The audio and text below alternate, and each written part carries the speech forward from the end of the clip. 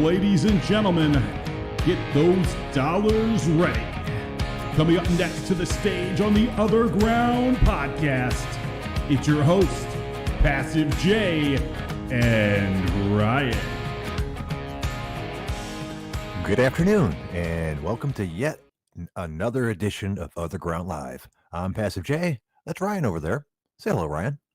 It is Wednesday, May the 20th, and I just got off about 8.5 hours straight of calls, so I hate talking.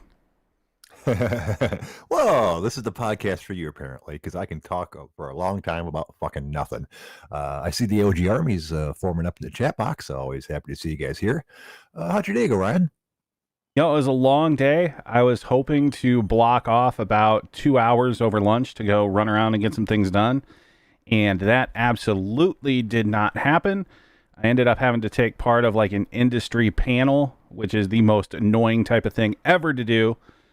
So at this point, I hate people. So it's a normal day, really. Yeah, only more so than usual. One other thing for the OG Army here. When you get time after we finish up today, go to the YouTube and check out our fancy new intro on the YouTube channel. Something new to see. Yeah, he just showed it to me. It's fucking awesome. You guys really should check it out. I was super duper impressed. Anyways, as always, any of you are welcome to call in and chat with us. We don't have any special guests to plan for the day, but you never know who might pop in. Ryan, you got anything you want to talk about before I go to my topics? Well, first of all, to be fair, anybody from the OG Army that calls in would be a quote-unquote special type of guest. I guess it depends on your definition, yes. But we just don't have anybody planned out for the moment. But anyways, you got anything you want to talk about before I get to stuff I want to talk about? Yeah, a couple things I saw. Number one, so part of your home state there is underwater, huh? Oh, is that not crazy? This is not terribly close to me, but it's close enough that I know people live there at various times in this, that, and the other. In Midland, Michigan, that's the name of the city. It is very aptly named. It's almost directly in the middle of Michigan. It wasn't exactly imaginative naming, but that's okay. Apparently, they had several different dams break, like serious dams. So far, 10,000 people have been evacuated. Lots of different small towns in the area have flooded. And Wixom Lake, which was a very large lake reservoir, is now gone. So if you had lakefront property on that lake, you're fucked. So were any of them a goddamn? Probably not. Apparently, Wixom Lake is actually a reservoir. Hopefully I said that right. So, it was a man-made lake. So once the dam broke, it went away. So obviously those people aren't screwed long-term because they're going to rebuild the lake and redo all that. Rebuild the dam rather and redo all that. But probably short-term, their lives are going to suck quite a bit. I think Dose has the right idea here. So what you need to do is you need to go get a little pontoon boat and just kind of go through with your giant magnet and loot. Oh, yeah. Oh, you're talking. Yeah, well, maybe not. Yeah, I've only used it a few times. I think 3-4 different times. Problem being, it's hard to find a good spot for it. And I've already started going like 20 and 30-minute drives to find places that aren't that great. Despite everyone telling me that I should go to Detroit, I don't really want to go to Detroit anymore. We're the place I'm going to be mostly perfectly safe, but I still have to deal with weirdos, if not dangerous ones. I'm just not a big people person anymore, and that's the one thing you're not going to get away from downtown Detroit by the riverfront and stuff like that is a lot of people. Oh, you're not a people person anymore? I didn't know that ever changed. Oh, yeah, I guess. Well, I used to be able to tolerate it more when I was younger. I was able to, I was probably drunk a lot more. So, I used to go down to Detroit all the time when we were partying and going to bars and concerts and things like that. Now I'm not about that life even a little bit. The last thing I want to do is go to a big concert. The only time I've been to a big concert in the last 10 to 15 years was when I had the VIP snooty privileges. I used to be able to go to the Palace of Auburn Hills, which is a big time you're into basketball, so you know what the Palace of Auburn Hills is. At the time, one of our members of the country club I worked at owned it. So, had been a member there goddamn forever. So a couple of the employees kind of had ins between him and a couple of his family members that obviously had ins. We were able to get occasionally tickets to the owner's box because obviously the owner of the Palace of Auburn Hills and the Pistons and all that is not going to go see the AC/DC concert. But we get to. So, like, I've seen AC/DC there. The best one was probably the Roger Waters' The Wall tour when it ran through, because that was a big deal spectacle. But it was such a cool setup that I would have watched fucking Muppets on Ice if I was given the tickets for it, because it's just really cool experience. I'm sure you've been to a large stadium before, like, of that level, right? Yeah, but I'm sure much better. Despite the fact that you're a member of your country club, Petey the Dreidel Rosenberg, gave you special privileges. We're not making it a competition. I'm sure you've seen some interesting things but I just wanted to make sure that you're familiar with how a big venue worked and all that good stuff. Absolutely. Okay. So we didn't go in through the normal parking lot. The VIP section for the suites, and this is just all the suite people, not just the owner, had their own parking lot, which is a lot closer. So you went in through a different driveway and you left through a different driveway, which was really super important because that meant you didn't have to fight 30,000 other people to try to leave the place. Because unlike some other big venues, this one was kind of out in the burbs. So the only parking was the parking there. And they had plenty of parking. It's not like you couldn't get a parking spot, but that means you had to fight with everybody when you left, except for the suite owners. They had their own driveway to leave. So we pulled in and literally parked like 50 or 100 feet from the door to go in. So you go in, you give them your ticket, show them your tickets, and all that good shit. They have their own separate bar that only the suite people can use. Actually, I think technically anybody could go to it, but it's on the opposite side of the building from everybody else. So very few people do, except for the suite people. And then you go in, and being in the owner's suite was actually extra cool because, for one thing, it was two suites, merged together into one. It was the only, when you go in, it's this big corridor that makes a circle all the way around the building, so that each suite has its individual entrance off of this hallway. The owner's suite is the only one that has a security guard all the time. If there's an event going on, there's a security guard sitting in front of that suite. Regardless of Mr. Davidson using it or not, it could be a 100% empty suite, and that guy still has his job. So I always thought it was kind of cool. So you go in, and it seats about 20, 30 people, something like that. I think 20, because I think a normal suite's 10 people. So it has. You walk in and it's almost like a living room. It's got TVs and stuff, some couches. There's a bar in the corner with a person working the bar. It has its own bathroom. And then you walk through these glass sliding double doors that open and close, and there's like 20 balcony seats overlooking the arena. The only bad part about it wasn't bad, but the only way it could have been better was if the positioning, because the owner was a huge basketball fan. So, of course, his suite is mid-court. Which means every single concert I watched there, I watched from off on the side. It wasn't horrible, but the angle could have been better. But it was really fun, and I enjoyed going to see concerts that way. And that'd be the only way I go to a big venue again, is if I could do the VIP shit again. Yeah. No, I'm just fucking. Sorry, I was here the whole time. But no, it's your basic suite. Like, that's pretty much how every stadium is set up anywhere.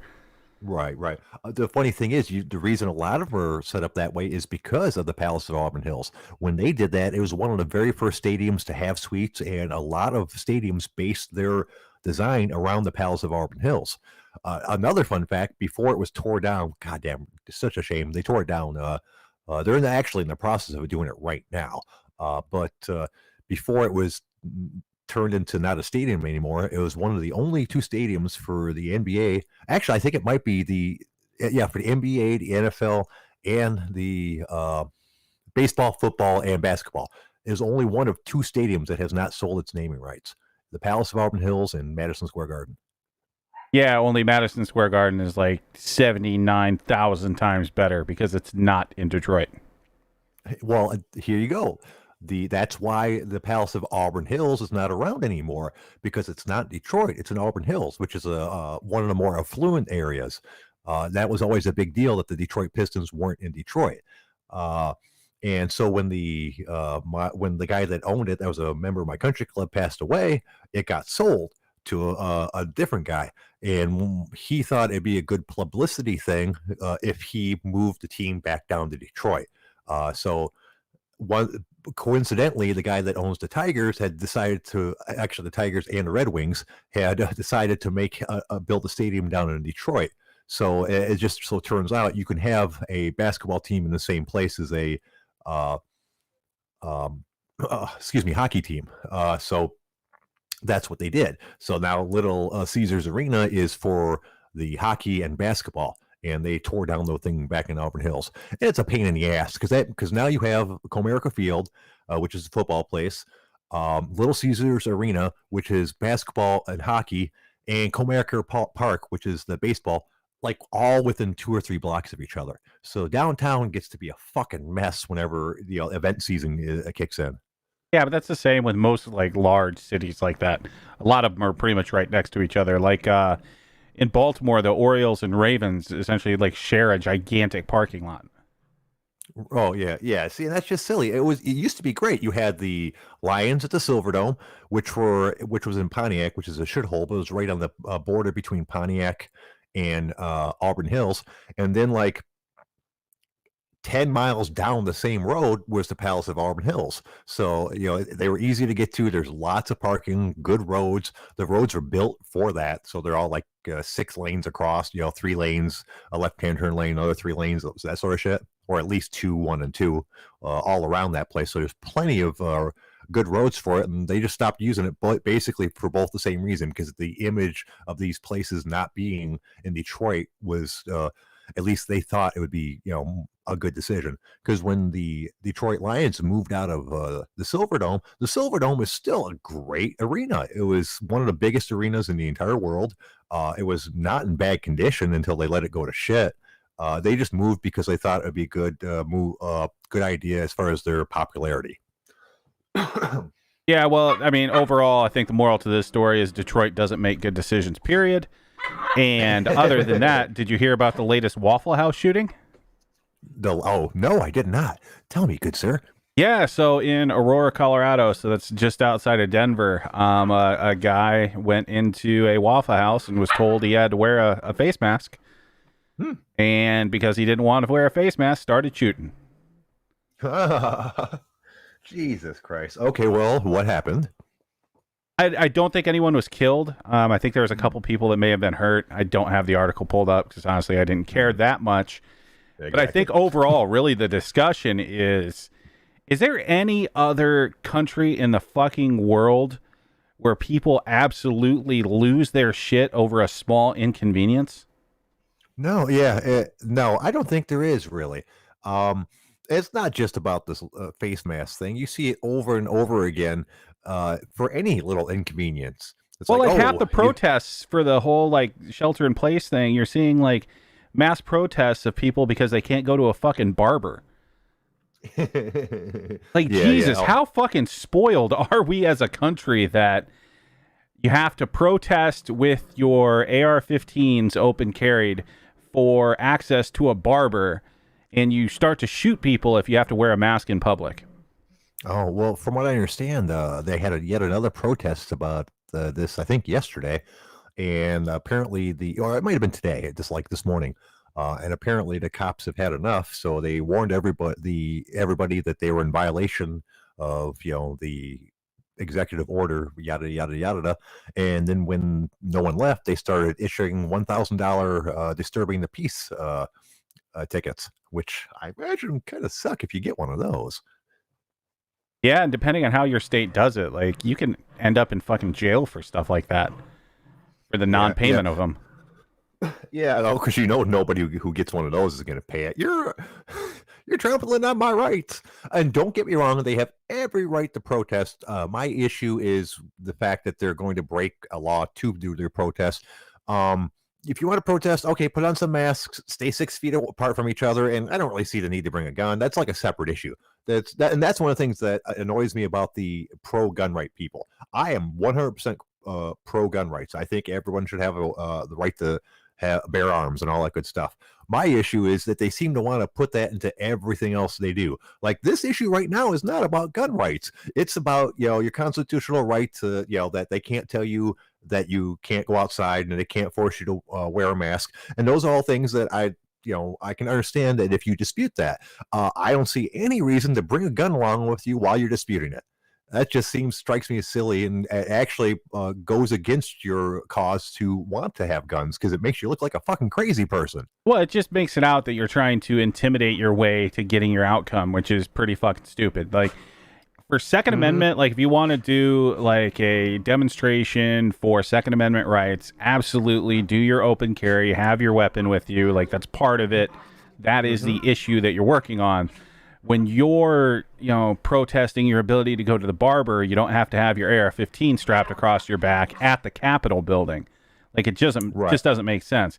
The other piece of it is like these people will say, well, I have open carry rights. Like this is why I'm doing it. The problem is open carrying like a rifle is 99% the wrong move ever when you're talking about actually exercising your Second Amendment right. Like you're becoming more of a target. It's more dangerous, especially in a crowd like that, than conceal carrying a handgun. Oh, right, exactly. Now you're getting into show of force or use of force because they're completely different things at that point. I assume that they think that with carrying that around, they wouldn't have to worry about getting into a scuffle for the most part because people can see their badass gun and all that good stuff. I don't know. I don't really know the motivation between most of that. If I ever carried a gun, which I won't, by the way, I would definitely want it to be concealed so that people don't know I have one.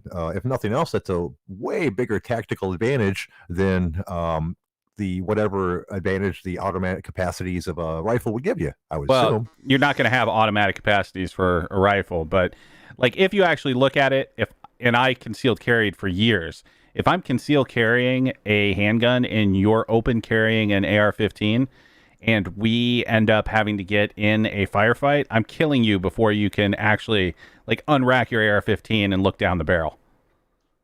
Hey, Uncle Canada, how you doing, boss? Hey, what's going on, guys? Hey, okay.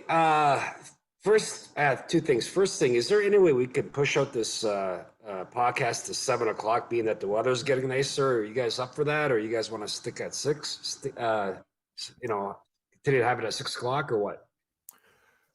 So I'm a big fan of it. Go ahead, Ryan. You first. Oh, I was actually just pretty much going to answer for Jay. So I think a lot of this is future proofing for when Jay gets back to work. So it kind of works with his schedule.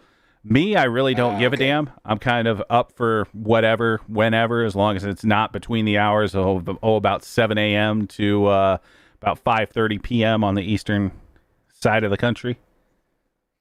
Right. Right now, this is the time that works best for me.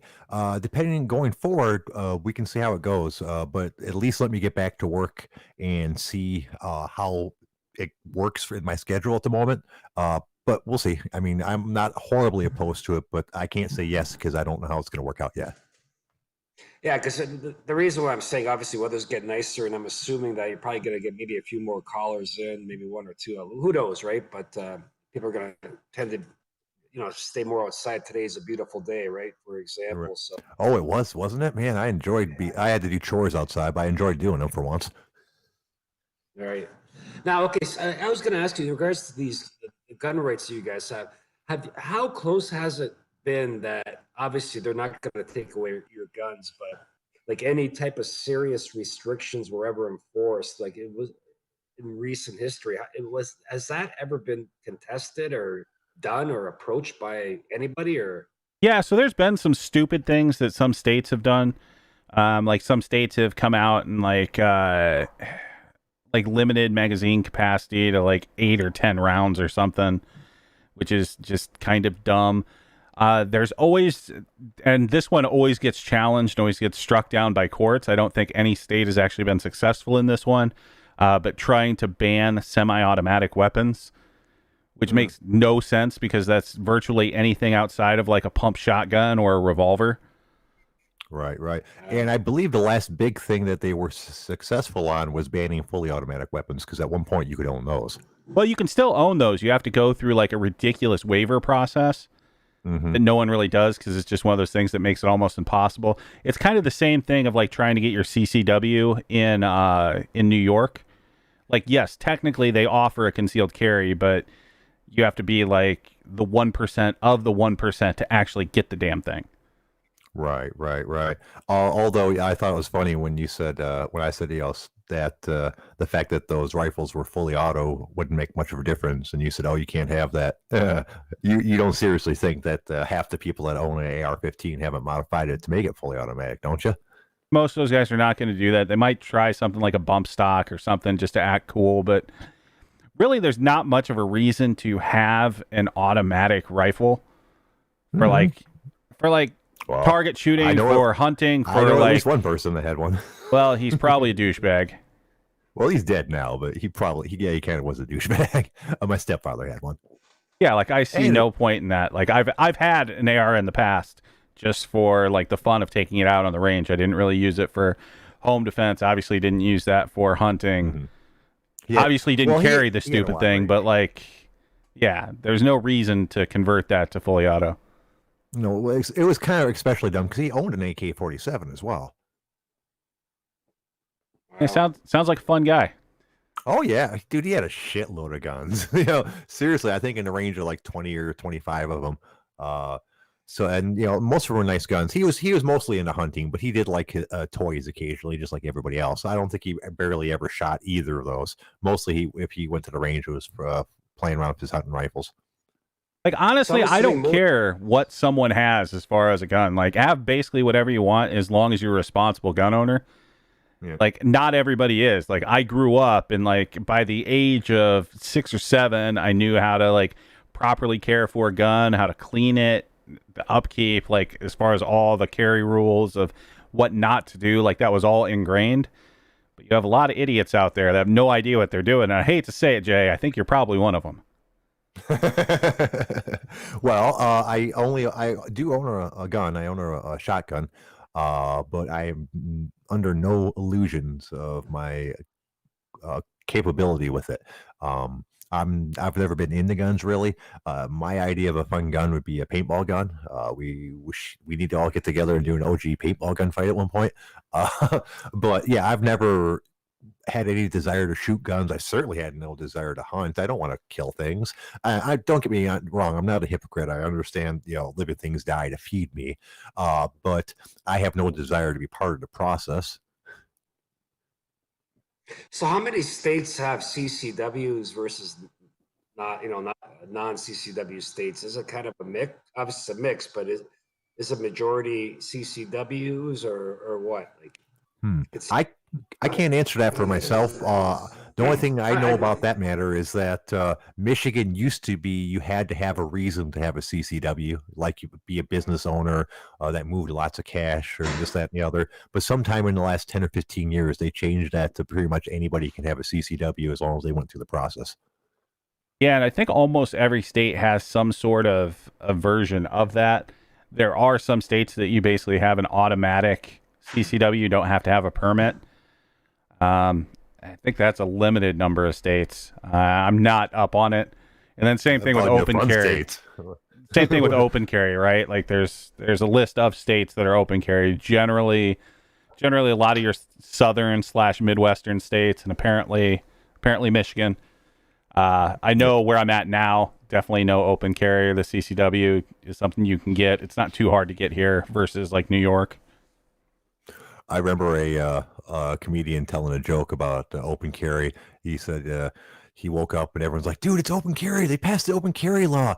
So he was really surprised when he got pulled over by the cops later and they told him he couldn't have that beer. He goes, what? Open carry's legal now. They told me, man. Yeah, I think the delivery there, you lost it. Yeah, well, that's fine. Whatever. Anyways.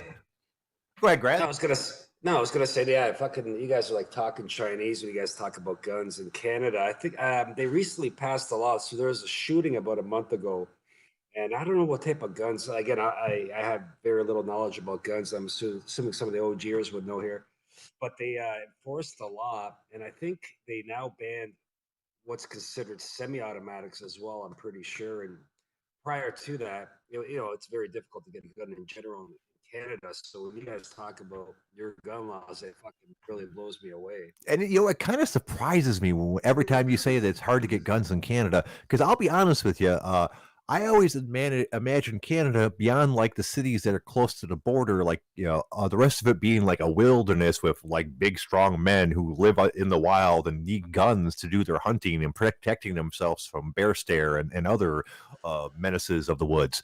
So like when you tell me it's hard to get guns there, it just blows me away. I'm like, you guys should be all the fuck about guns. You guys are the fucking Northmen.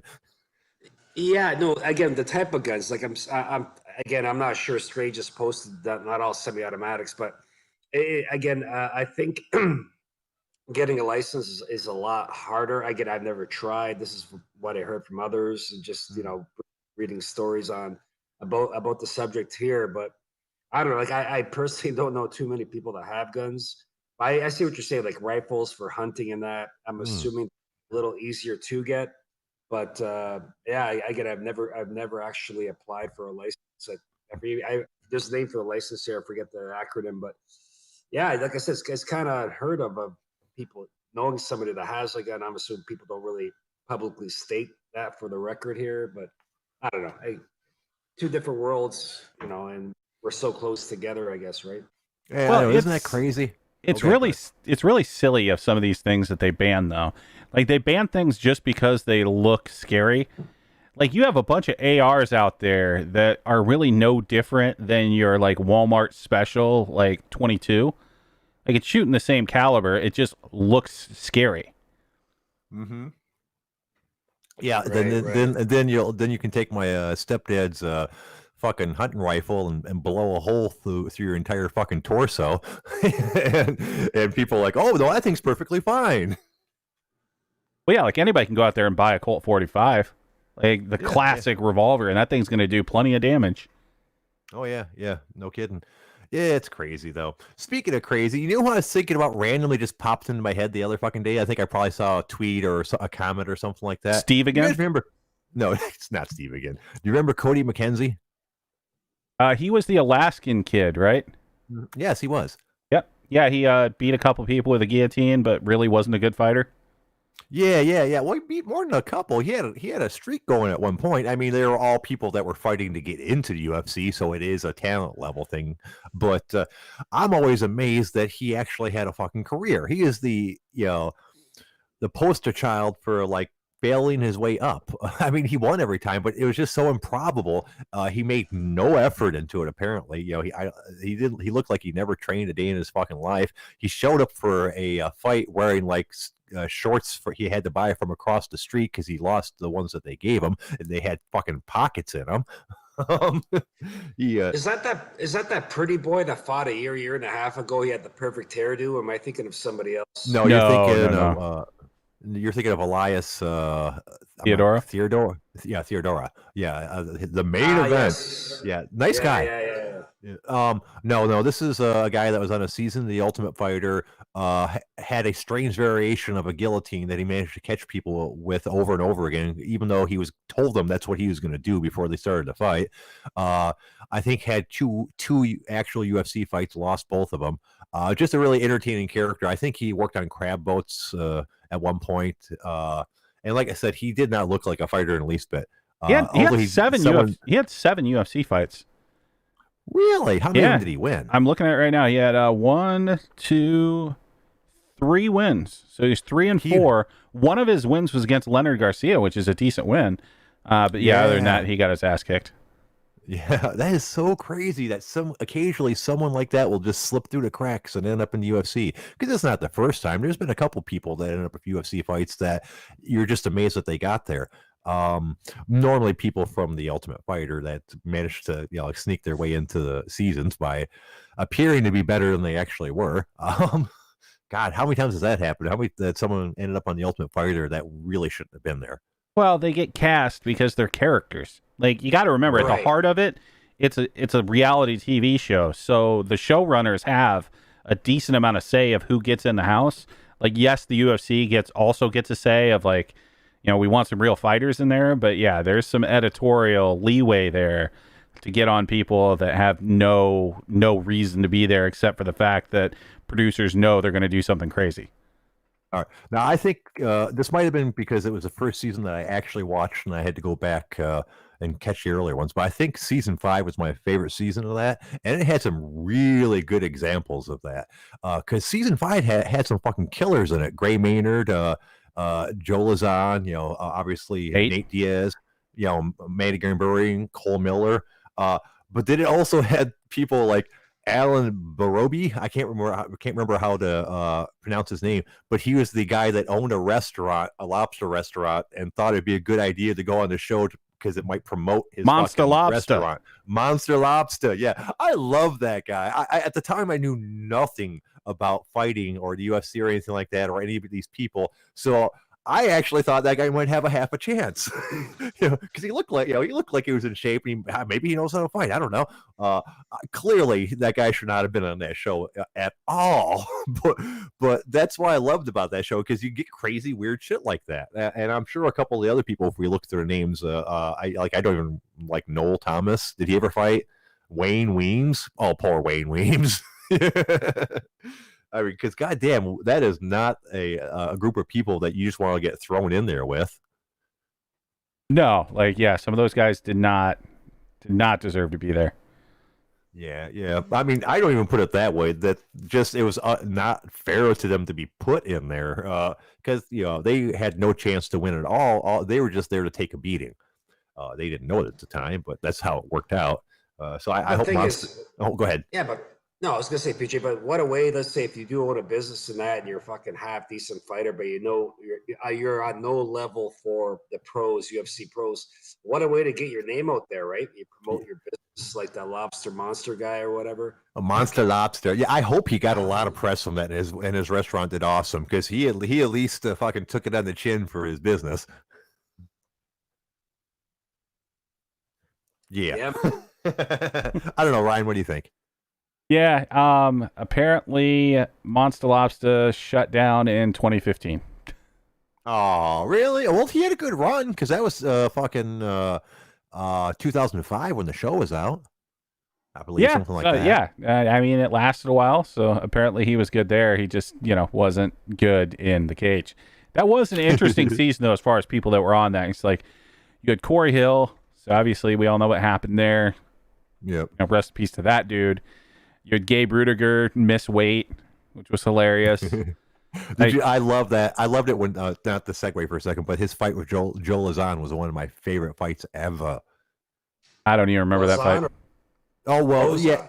Well, that Joe Lazan, well, he, I think Gabe Rudiger brought Joe Lazan a cake as a joke, or something like that. And then Joe smoked him like a fucking pack of cools. It was an awesome fight if you wanted to see Gabe Rudiger get his ass kicked, which I feel bad about now, because it turns out he's a nice guy, that he was just kind of poorly portrayed on the show. Well, he fucking missed weight. He should be poorly portrayed. Right. But yeah.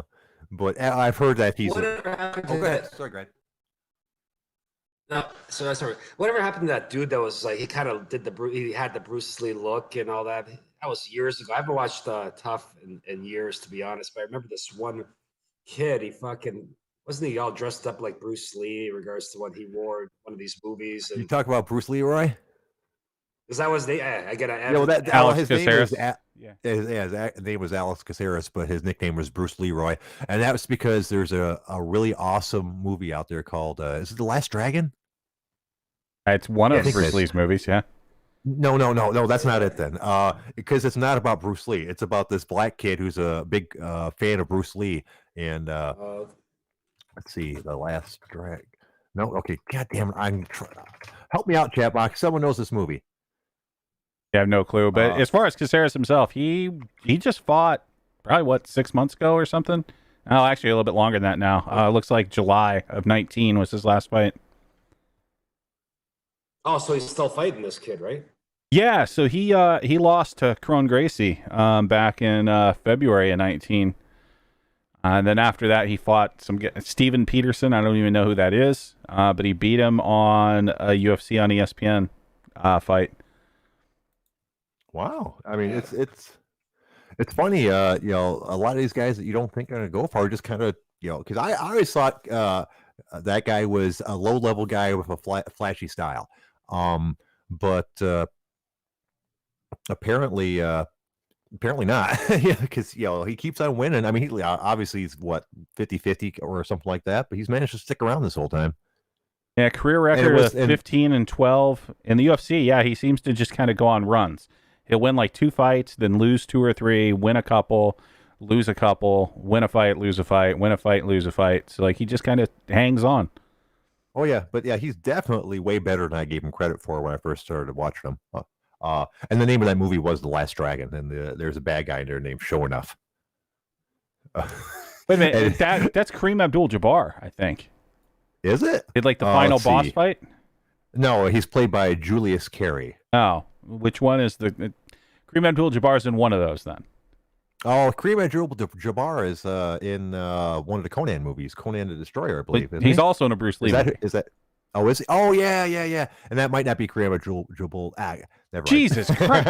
Kareem, say it with me. Kareem Abdul-Jabbar. Good job, Don't Jay. make me I'm not going to say it all together, though. I'm not risking it. Oh, Christ. Yeah. So, but let's see what else we got on the thing. Kind of a weird one. A thrash metal drummer awakens from a coronavirus coma and doesn't think Satan is cool anymore. This is a guy named Will Carroll from Death Angel. I guess he was in a coma for several weeks from the coronavirus, and while he was in the coma, he had visions of hell and all that good stuff. So now that he's woke up, he said he's still going to listen to other people's satanic music, but he kind of doesn't think Satan is cool for himself anymore. Okay. Yeah. I've never heard the band. Are they any good? Yeah, they are. They're not my type of metal, but they're definitely good. They've been around forever. God, it's got to be since the 80s, I think. But apparently he doesn't want to. I don't know. Since I don't listen to music, Stray saying Death Angel was never satanic, but apparently this guy in the band thought they were. The guy's name is Will Carroll. He's the drummer. Yeah. So hopefully he doesn't write the lyrics for the band, because that might be an issue moving forward. I don't know. I imagine there's lots of people out there that have had life-changing experiences with brushes from death. That's made them rethink their entire mindset. How about you, Ryan? You ever had a near-death experience? Yeah, my heart. I think I've talked about it on the podcast before. That time that my heart randomly gave out on me. Yeah. You talked a little bit about it. Did it make you change the way you think about anything? No. Just figured, hey, I almost died. That was something. And no, it wasn't cholesterol at all. I tested out perfectly fine, for levels of everything. I was back when I was in much better shape than I am now. But yeah, it was just a very strange episode that they couldn't get to the bottom of. Yeah. I've been injured many times, but I've never felt myself close to death, or to the point where it made me change the way I think. Apparently the surgery for the cancer thing didn't go well. It was supposed to be like a 3-hour surgery, and ended up taking 7 hours. I don't know what that means, other than the fact that it took them way longer than they thought they would. It's not like they came to me later and said, hey dude, you almost died. And I was never afraid I was going to die during that. So it didn't really change the way I think about anything, other than being a lot more grateful to be around. Yeah. I mean, because I realized, logically speaking, I dodged a bullet, but I was never never in my mind that I really think, oh my God, I'm going to die. At least not more than briefly. I got over that quick. See, for me, I've never had any type of near-death experiences, but I've had friends and people that I knew that, close, I guess, acquaintances that had passed away. I kind of changed my perception on how I saw things, some were tragic, some were natural. So I personally experienced a near-death experience, but when somebody close to you has, I think it does have an impact on you. Oh, sure. Yeah, definitely. Yeah. And now when I say near death experience, I don't necessarily mean that you got sick or got injured. A near death experience could be like a car swinging 2 inches past you before it jumps the curb and hits a wall. Near death experiences come in all kinds of different flavors. It doesn't have to involve injury. So if you guys have ever like almost died in that way, that makes for interesting stories as well. Well, I've had that too, but again, it's weird because it happened so slow, but it also happened so fast. So this was back when I was in high school. I was in the winter, and I was in a blazer with a few friends and hit a patch of ice, and the thing rolled like 3 times. So during the rolling, it was like, oh, yeah, this isn't going to be good. But being that thing was like, I think it was like a 1992 or something, so it was still pretty much all steel. That thing rolled 3 times. Like, nobody had a scratch on them. Like, we were just like, oh, okay, I guess we keep going now. Yeah, I've had that happen a few times. Not actually more near misses than actual accidents. I remember one time I was helping a buddy of mine try to put siding on a roof. Excuse me, not siding, roofing a house, which means I did almost nothing except for pick up shingles and shit like that. But it was a cold day out. It was January. And we were taking my car. My buddy was driving my car because no one liked my driving. So and it was a 72 T-Bird, big old boat of a car. So we're driving down the road, 50 miles speed limit, just 2-lane road. And apparently the floor mat got kind of bound up underneath his foot. So he's looking down, trying to move it out of the way or get it back to where it's supposed to go. And he must have tweaked the steering wheel just a little bit.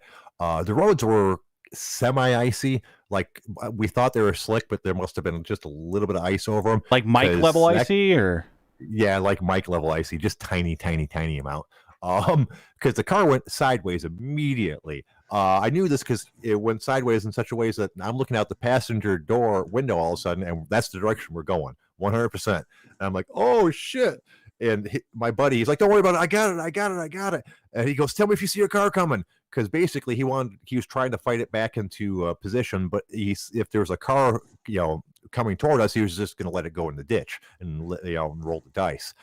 So I'm looking out the passenger side window, hoping to God that a car doesn't come over the hill that's about like 200 feet from us, as we're going like 45 miles an hour down the road sideways. And thank God he managed to jerk it back around and get us back going in the correct direction before a car came the other way.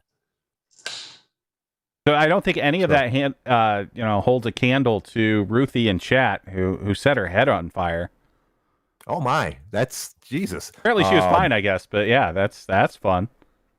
Oh man, wow, that's crazy. And people are talking about getting knocked out, inner tubed, and almost drowned. Yeah, I have had it. Well, did you just say drowned? Drowned, yeah. Drowned it, and almost drowning. I think I'm going to kill myself if I keep listening to you the way you're it's a near talking English language here, brother. Drowned it. It's a near-death experience. Just listening to me. That's right. So and it's funny with the entire water thing, because you never know how close you are to drowning when something like that happens. I'm sure all of us have been put in positions where we felt like we were in danger while we were swimming in some way, shape, or form. How about you, Grad? You ever had a experience involving water that scared you? We thought you might have drowned. Might have drowned. I never drowned, but no. I, as a kid, now that I remember, when I was about 5-6 years old, I remember jumping into a pool, and then all of a sudden, I don't know if I passed out or whatever, but I remember my dad kind of grabbed me out of the water. Again, I was probably 5-6 years old. I don't know. Like, I didn't need anything done to me, but that's kind of the closest. Yeah. Just that in regards to potentially drowning. Oh man, you're going out on us, man. Hang up and call back. That normally resets it when Ryan does it. All right. How about you, Ryan? All right, sounds good. How about you, Ryan? You ever had a near-death drowning thing? No, I can swim. Well, yeah, everyone can swim. Well, I guess not everyone can swim. No, not the people that drowned. That's drowned. Did. But I assume, but I can swim as well, and I've been in positions where like if nothing else, playing wrestling with other people, swimming, or get farther out in the lake than I thought was going to get, and have to swim back and start to get worried because you're getting tired, and the shore isn't getting close enough, fast enough for you, and and you're starting to wonder if maybe you're going to have to like backstroke for a while. It's just there's been many occasions where I've been uncomfortable in the water, not always to the point where I thought I was about to drown, but many occasions where I thought I put myself in a bad position. Well, it's not necessarily surprising. You find yourself in awkward positions on land, so in water, I'm sure that's amplified. Right, but very rarely on the land do I go, man, I'm tired. I'm afraid I'm going to die now. I'm surprised you haven't felt that on land. Yeah. Well. Like on a rough tricycle ride, like, 6 or 7 blocks away from your house, you're like, oh my God, I better turn back. Yeah, well, no, not 6 or 7 blocks, but that is something I think about occasionally. I'm like, well, man, you don't want to get too far away. You do have to get back. And this is a heavy ass fucking tricycle. So it's a little bit harder to get around than like a regular bike. That's good. It's a good exercise for me. I actually need to get back into that. I haven't went on a bike ride in a couple of weeks because the weather got shitty for a while. Today was beautiful though. How was it good in your area? Oh yeah, it's been great for almost the last week now. So I think we finally turned the corner, and like this whole winter thing is done. We can finally enjoy ourselves. Well, we had like 2 weeks of fucking rain, as evidenced by the dams breaking and shit like that. So like yesterday was the first day it didn't rain like a motherfucker. It just rained a little bit. And today's the first day that's been rain free and sunny in at least 2 weeks.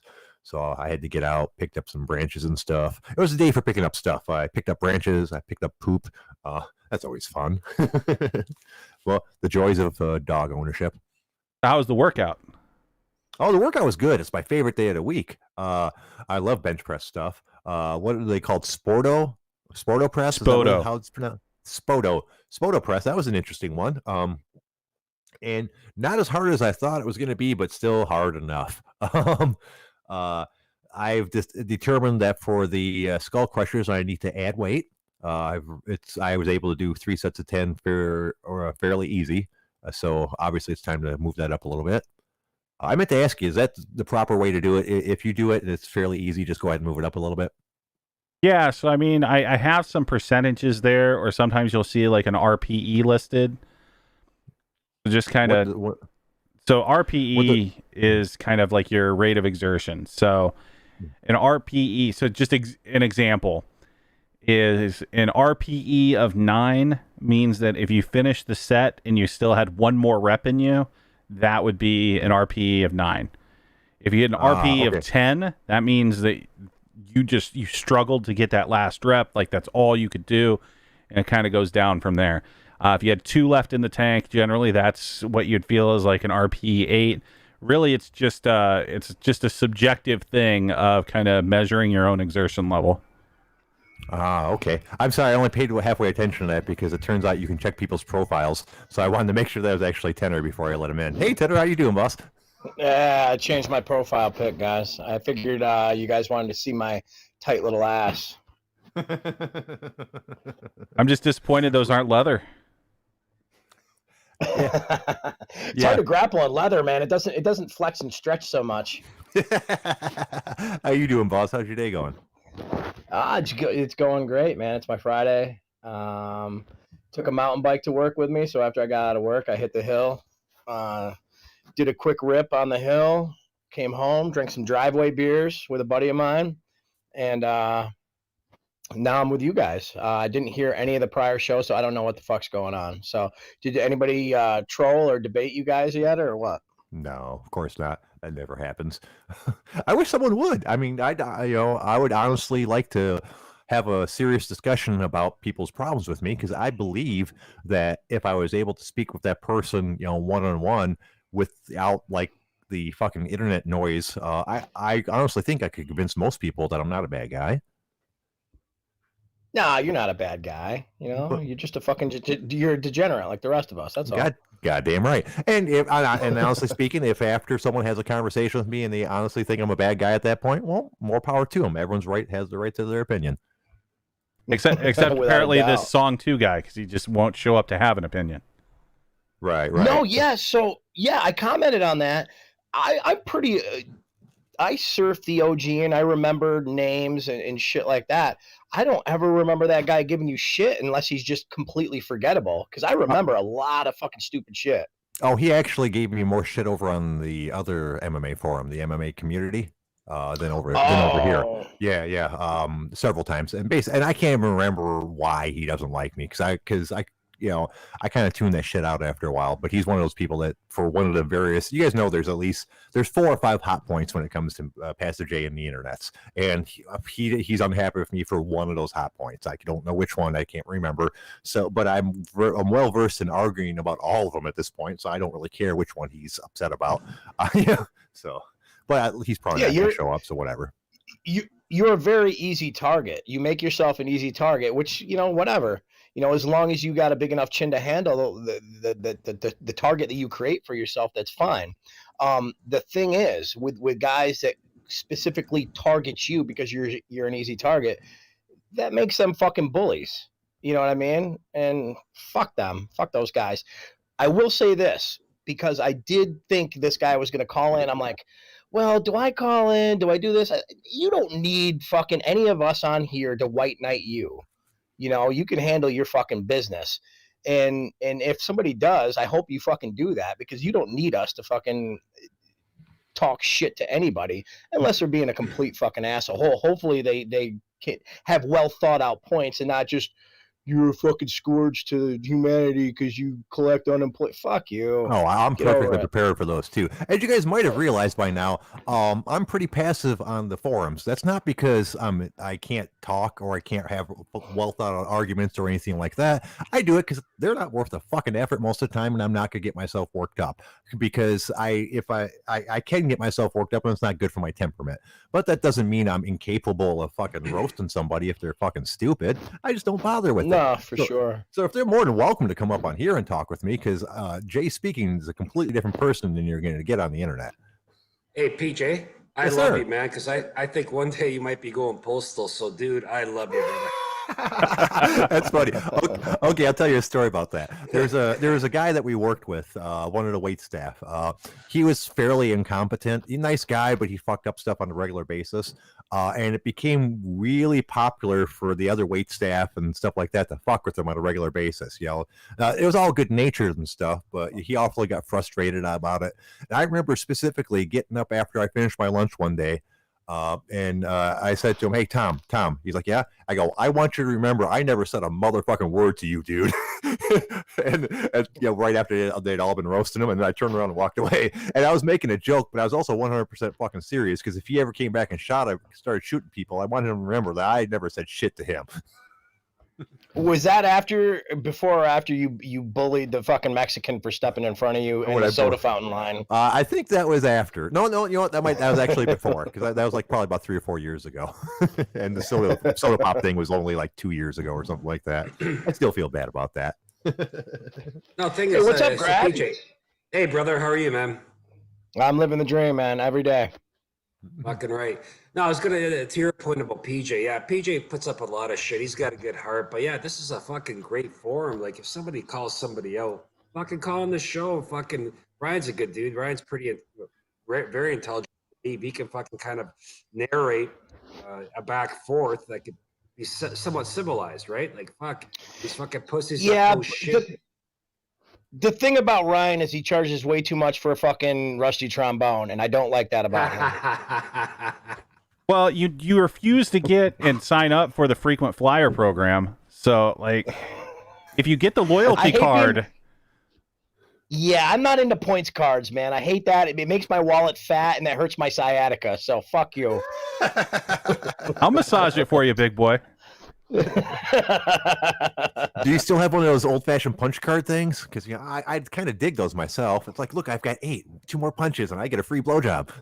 No, I actually instead I use a stamp for it. It's actually my own lipstick, Oh, We're not doing nice. faggot. We're not doing faggot talk again, are we? Not no, there's anything wrong with that, but no, but that's supposed to be Thursday. It's the wrong day for that. Sorry, guys. We should, because Grad fits right in with faggot talk. fuck that shit. All right. Yeah, I saw something I wanted to talk about, but I'm not sure it's going to be relevant for most of you guys. This is only going to be interesting to people that have read the Stephen King novel, The Stand. So nerd shit.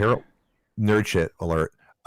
Apparently, they're recasting and redoing a new movie for it, which is awesome because the last one was only so-so. It was like a mini-series type one. It was good, but it could have been better. It was fucking horrible, dude. Okay, so actually, okay, you've seen it. So I didn't mind it, but it could have been a lot better.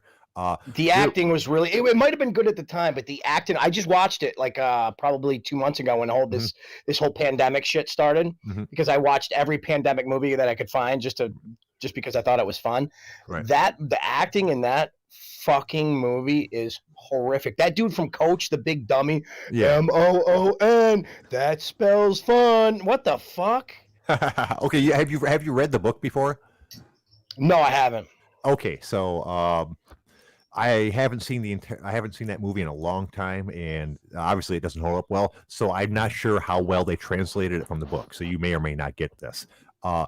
But for those of you seen the book, have read the book, what would be the stupidest character that you could possibly pick to recast as a different race? Passive J. No, Passive J. No. Mostly because of a running joke concerning one of the characters. So I'm not sure if you'll be able to get that because I'm not sure if they used the running joke in the movie or not. Is this fucking Jeopardy now? No, I just don't get it. Okay, well, one of the characters, a gentleman named Larry Underwood. He's in the book. He's a professional singer that had just started to break through. He just had a hit single, and he was about to go into the next stage of his career. The reason this is relevant is because a running joke throughout the book, at least until everybody died, was that everyone thought he was a black guy because of the way he sang. Like everyone on the radio assumed Larry Underwood was this black guy because of his sultry tones and stuff like that. Even though he was even though he was a Jewish, easy. So, even though in reality he was a Jewish kid from New York, they recast that guy as a black guy. Well, can't they just do the inverse and just basically make him Hootie? Like, who thought Hootie was a black guy? Dude, the worst has anybody read the Dark Tower series by Stephen King? All 7 of those fucking monster books. I've tried to get into it several times, but I've never been able to get into that book yet. Obviously, it's an amazing. The first one is like the first book is probably the Gunslinger is probably the worst fucking book. That's probably that's the issue I've been having. Yeah, that's why you had a hard time getting into it. The third book is actually the best book. But regardless, when they did the fucking movie, Roland the Gunslinger is a fucking. I can't explain what gunslingers are, but they're just badass Western cowboy type fucking dudes, and they smoke everybody. And he's a white guy, and they replaced him with a fucking black guy in the movie. I've never seen the movie. Maybe what's his name, Idris Elba, or whatever the fuck that guy's name is. Maybe he did a tremendous job, but that's not the Gunslinger. I read each one of those books is 700 to 800 pages.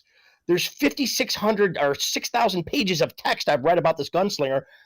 I have a relationship with this guy, among many other guys. But anyways, I have a relationship with this guy. He's not a fucking black man. I'm sorry. I can't watch that movie. And I understand where you're coming from. For most of the time, I don't really care if they change the race of somebody. I think it's kind of silly because that's not what they were. But if it makes people feel better and more representative, as long as it doesn't change the narrative, I don't really care. Fuck that shit. No. Fuck that shit. Come on, man. So a book or a premise or an idea was based on, let's say, wasn't there a movie that was released a couple months ago where I'm not sure if it was an animation movie where all the characters, the movie was based, I think, from Denmark or Sweden, and they made them all like, I don't know. I forget. It was posted on the OG. No, fuck that shit. No, if a certain book, right, it has certain characters from a certain region historically, why do you want to fucking appease a small percent based on, like Tanner's saying, based on what was written in regards to this person being a white person, a black, whatever. Why fucking change the color of the skin, the sexual orientation? It's all horseshit. You know what I'm To saying? sell fucking tickets to these SJW motherfuckers. That's why. Right. That don't Fucking bullshit. Work Yeah. I always And they're thought- collecting an extra $600 on top of it, like that fucking guy Jay. Okay, well, I'll give you a counterpoint. I didn't hear one of you fuckers complaining when they cast Jason Momoa as Aquaman. There's race appropriation right there, isn't it? Dude, Well, that was a movie horrible was fucking garbage. movie. I bought that. Oh, dude, I bought that movie. I turned it off like probably 35, I was deeply involved 35, 40 minutes in. I had to turn it off. That movie is one of the worst movies I've ever seen in my life. The DC movies have been absolutely garbage. Dog shit. Oh, PC or DC? DC and PC. Yeah, oh, yeah, the DC. Now, there's a couple exceptions. I think the Wonder Woman movie was acceptable. I don't think it was as great as everyone made it out to be, but I think she did a fine job. And it was an acceptable movie. The end of it, and the bad guy were fucking stupid. She's Hot movie was garbage. Yeah, yeah. Right. And yeah, for the most part, Suicide Squad had a couple good points. I didn't hate Will Smith in that role. I thought he did a good job. He's Hot movie was garbage. Right, exactly. For the most I part, concur. I give him 4 buckle shorts for that performance. Right. And then the entire Justice League and the Batman versus Superman and all that good stuff. Ben Affleck did a fine job. I think he might be my favorite Batman. The rest of the movie was garbage. Ooh. Yeah, I don't know if I can go that far. Bale, dude. No, Christian Bale fucking with Dark Knight Batman was the best Batman. Really? Fucking right it was. Oh, hands down, man. Like the voice was a little over the top, but like those movies were the best that DC's ever done. Well, Fuck you guys. Clooney or go fuck your mother. I like my Batman to have nipples. God damn it! You guys know that his fucking bat suit had nipples. Go look it up. That movie was. I liked Affleck. I think he had a good look for it. I think he made a good Bruce Wayne.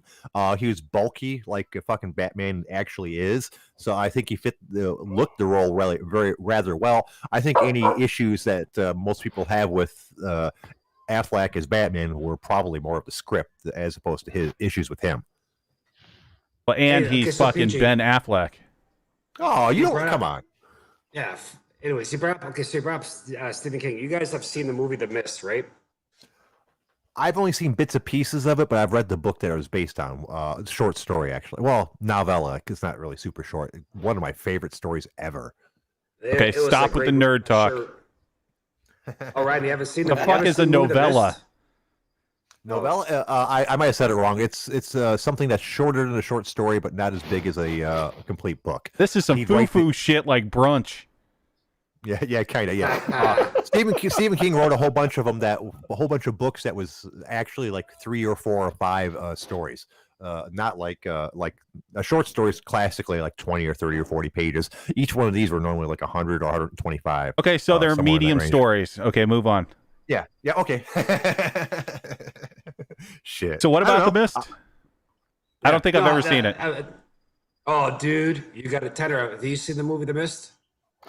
Is this? I'm spoiler alert for all you fucks who haven't seen this movie. Am I thinking of The Fog or The Mist? Is this the one where? It's like The Fog. Hold on. Yes. Hold on. Is it the one where the guy is with his little boy and he's Yes. trying to protect his son? Yes. Dude, I can't watch it. Can I tell you a story Yes. about this? Oh, sure. ahead. Go ahead. Okay, so here's my story. You guys, I've told you on the podcast before, but for anybody who doesn't know me, I've expressed myself. I'm very self-aware when it comes to my sensitivity to kids being hurt. I have an issue with kids being hurt. If I see, I'll cry at a fucking one of those cancer donation kids with bald heads on the fucking TV. I have issues. I have issues when it comes to the kids being hurt.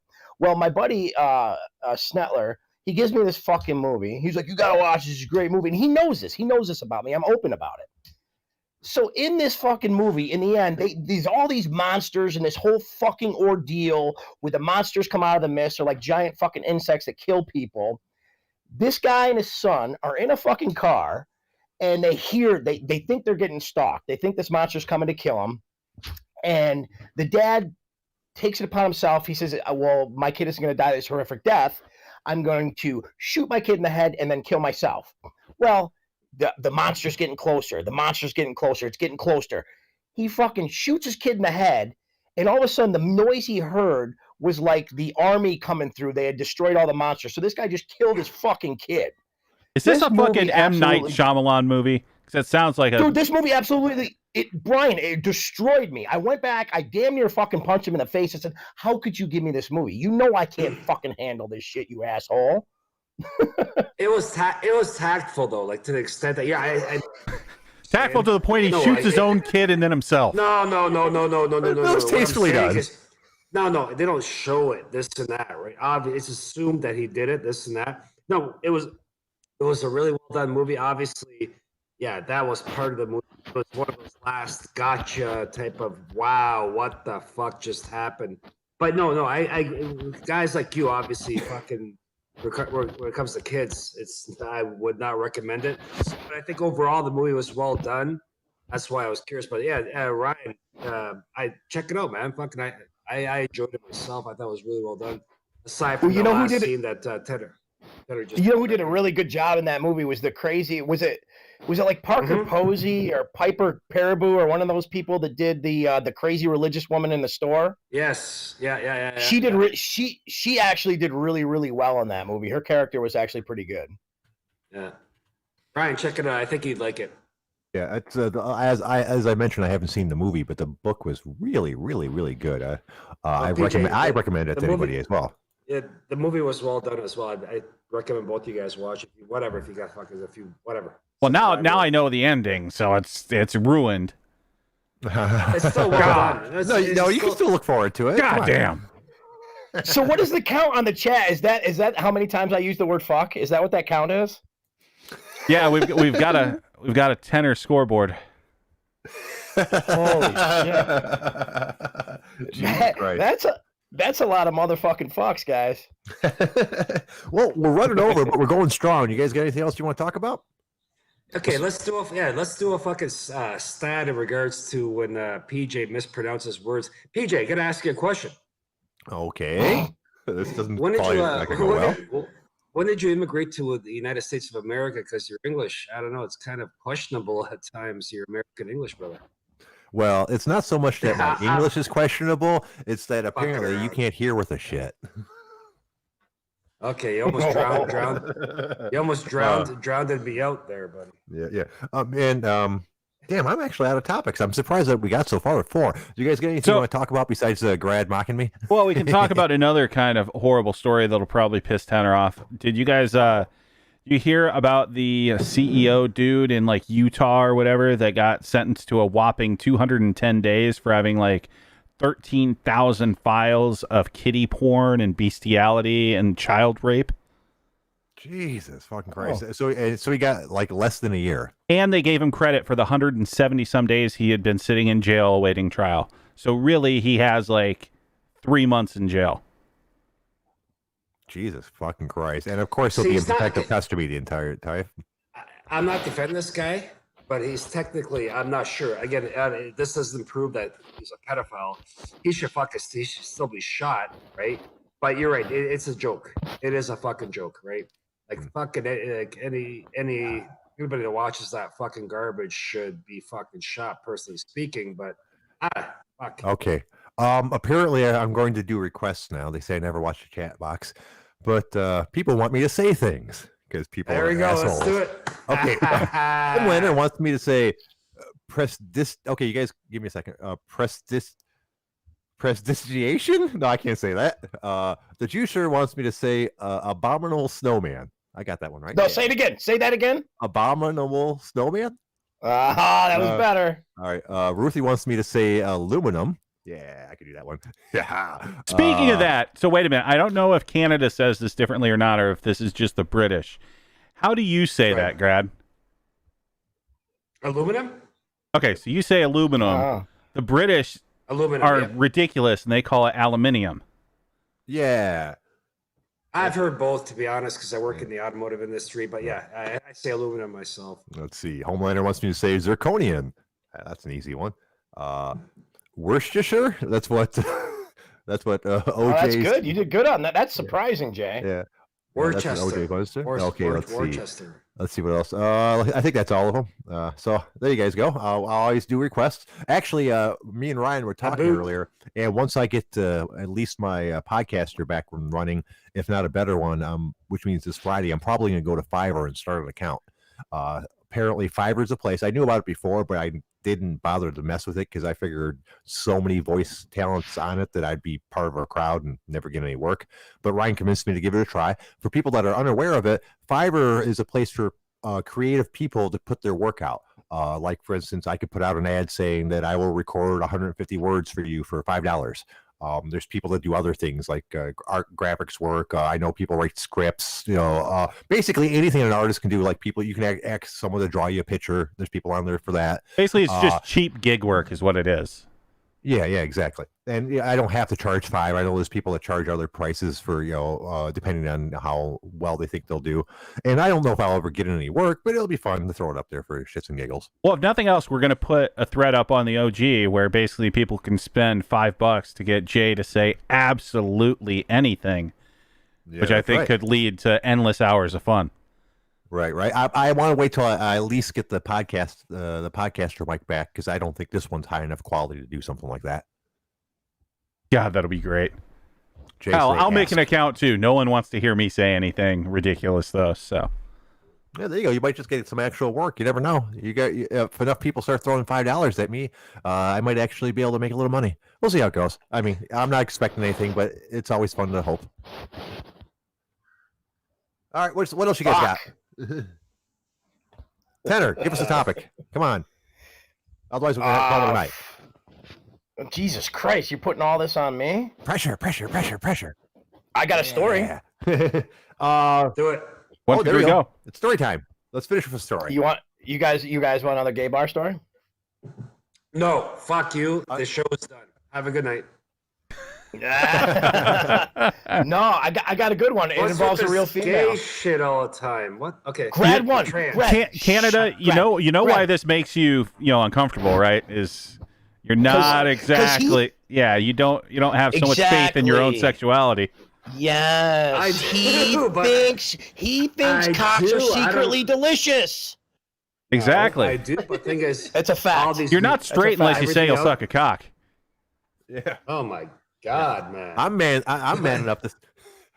It's You're man enough to admit I'm man enough to admit admit cock, right? No, dude, a stand with cock. Oh my God. No, listen. For $1 million, get out of here. That's a life-changing amount of money. God, I really want to do this guy's routine, but I'd fuck it up too bad. But when you guys get a chance, look up Ron Funch's a joke called Two Dudes. He stresses the importance of being able to pick out two dudes that you'd get stuffed by in an emergency. It's a fucking great joke. This is actually a good story. Okay, but go ahead. This is actually a good story. It involves the daughter of a famous WWF wrestler. Ooh, okay. Okay.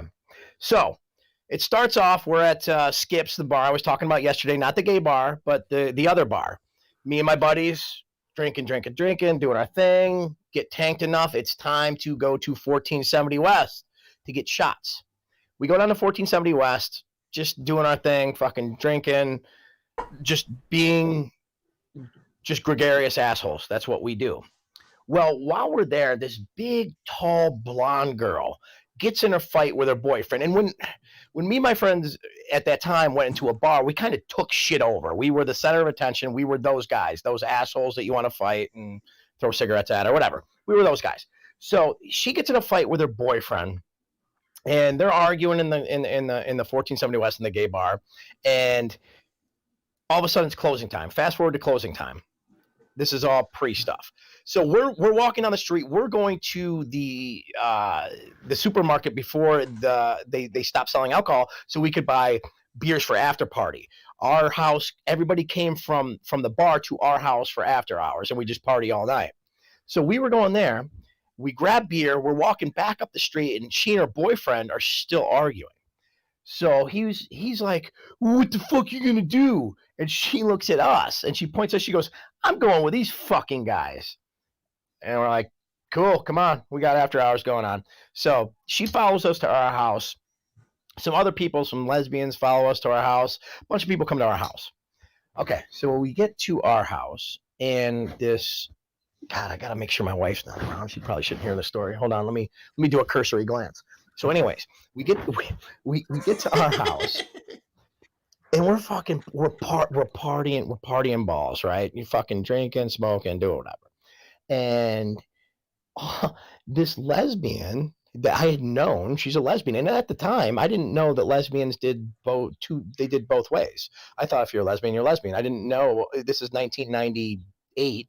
I didn't know that lesbians also enjoyed cock every once in a while. So she takes her shirt off and she's like fucking bopping around the house with her tits hanging out. And for some reason, she latches onto me. And next thing you know, we're in my room and I banged her, right? So I banged this chick. Meanwhile, the only other girl left there is this big blonde girl. She's gigantic. She's like Xena Princess Warrior with blonde hair, right? No, it was not raw. Actually, I used a rubber. Homelander, by the way. So anyways, we come out and there's this vibe, this weird vibe, because there's some guys around and there's only two chicks, but they don't like each other. Either they love each other or they dislike each other. I can't tell because they want to fight each other. So meanwhile, the guys start amping it up. So we're in the living room and we're like, yeah, you don't know what she said about you, fuck that. So we're amping it up. Oh, you're going to take that shit, kick her ass. So we're fucking being complete assholes and getting this thing. And this lesbian that I had been with she's tiny. She's like 115 fucking pounds. And this fucking blonde chick is a gargantuan. So anyways, they start fighting. And do we break it up? No.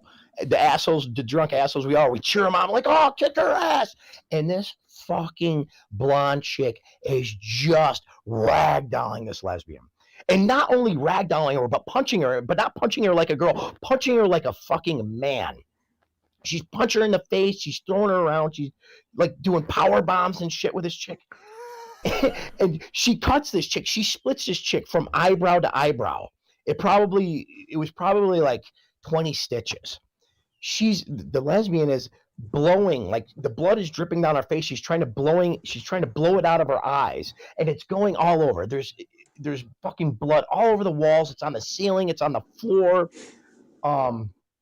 So she gets a cab and goes to the fucking hospital, and this chick is still left there. So now it's a bunch of guys and this chick that just beat the shit out of this other chick, right? So we're talking to her, and it turns out this chick's name was Vanessa Valentine. She is Greg the Hammer Valentine's daughter, who was a famous WWF wrestler, Heart Foundation, all that shit. So this chick just beats this girl up. And all of a sudden, you remember the guy I told you about, Chris, with the afro that shaved his head and I wore the buckle shorts? Yeah. He was there. He gets drunk and he starts fucking with me. So we just had this chick fight, and then he's all riled up and he starts fucking with me. And he's not a big guy. And he's not very athletic, so I fucking threw him on the ground or something, and I picked him up. I lifted him up. I was like, come on, get the fuck up, man. You're just being an asshole. And he fucking punches me. So I pummel him, drop him on the ground. I pick him back up, and he fucking hits me again. I'm like, you stupid motherfucker. I hit him, knock him down, pick him back up. This happens multiple times. Finally, I got pissed because he kept fucking pushing me because I wasn't trying to beat his ass. And I And honestly, guys, this is one of these ones I feel fucking regretful about because the guy was my friend, but I tried to not kick his ass.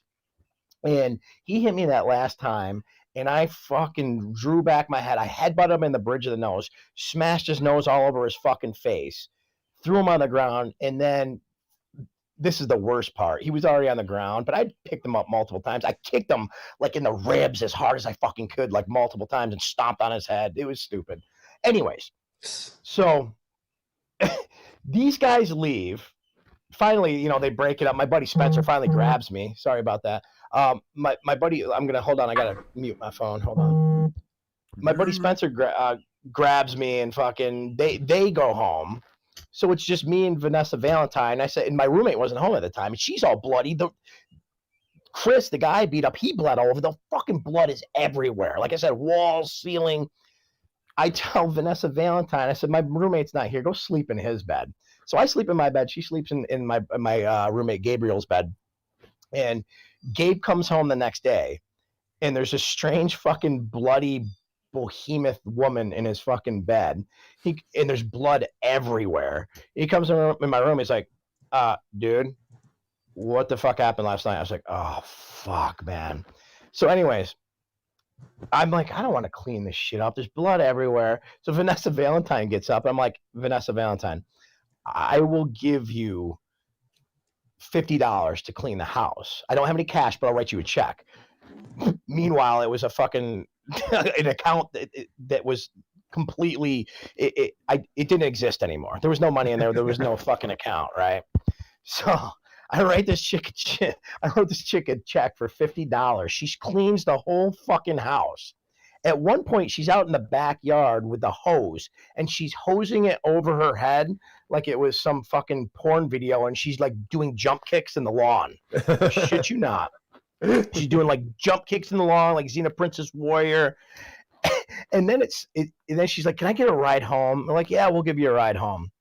And my buddy Spencer had this like 1980s Power Wagon Dodge truck, so it was like a bench seat and then basically the bed of the truck. And we're like, "Yeah, we'll give you a ride." Oh, hold on, backtrack.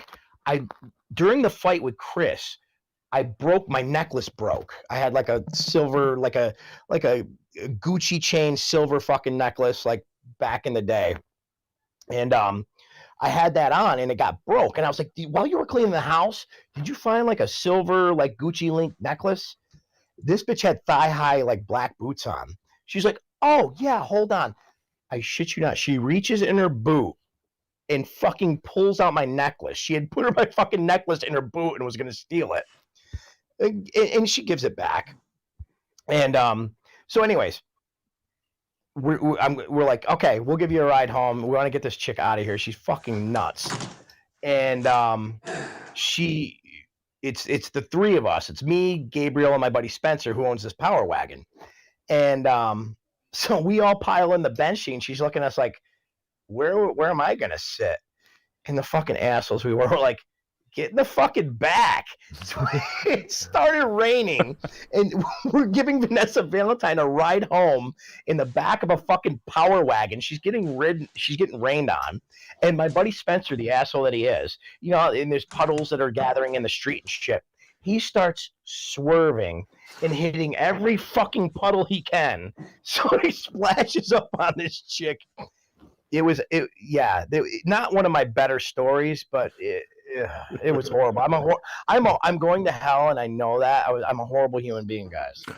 So has anyone looked up Vanessa Valentine and found out how many people she killed after this incident pushed her over the edge?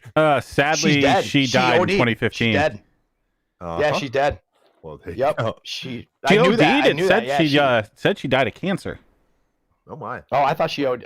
Maybe I heard it wrong, but I knew she was dead. I thought she OD'd. She OD'd of cancer. Exactly. Cancer is kind of like OD. Yeah, exactly. Holy shit! Well, goddamn, dude, that's a hell of a story. So well, it was long-winded. I didn't get many laughs, so it must not have been that good. No, I was just entranced. It was good. It was good, Tenor. And look, I guess Tenor and fucking PJ are somehow related. All these fucked up stories from the fucking from New York. You guys must be fucking third cousins or some fucking shit. I don't know. No, Tenor was a great story, brother. Thanks, man. Appreciate it, Greg. All right, you guys ready to wrap this shit up? Yeah, let's fucking call it a night. All right, boys. All right. Well, I want to thank Grad One, Tenor, and Ryan. They made for a great show. I want to thank the OG Army. We can't do this show without you, so I appreciate you showing up. We're going to be back tomorrow at 6:00 to do the shit all over again. Ryan, you got anything? As always, I have two things.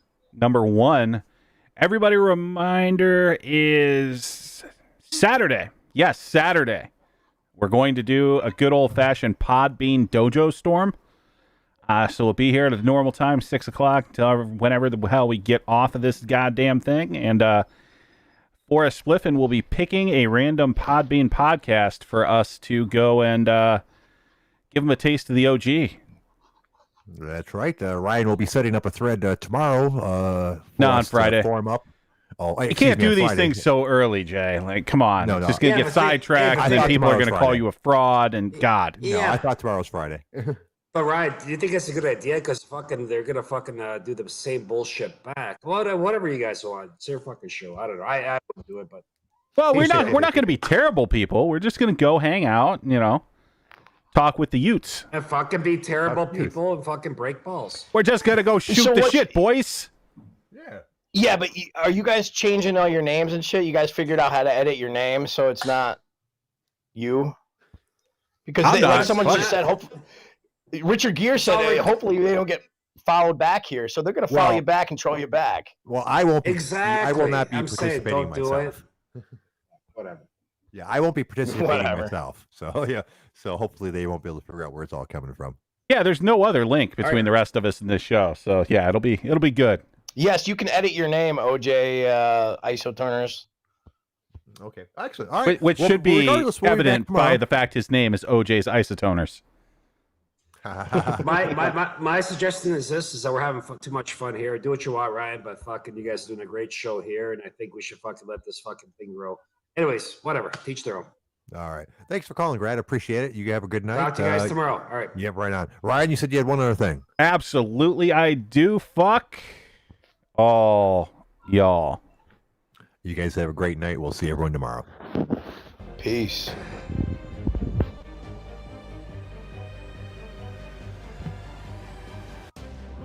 All right, I'm done. I ordered a beer. Screw you, hippie!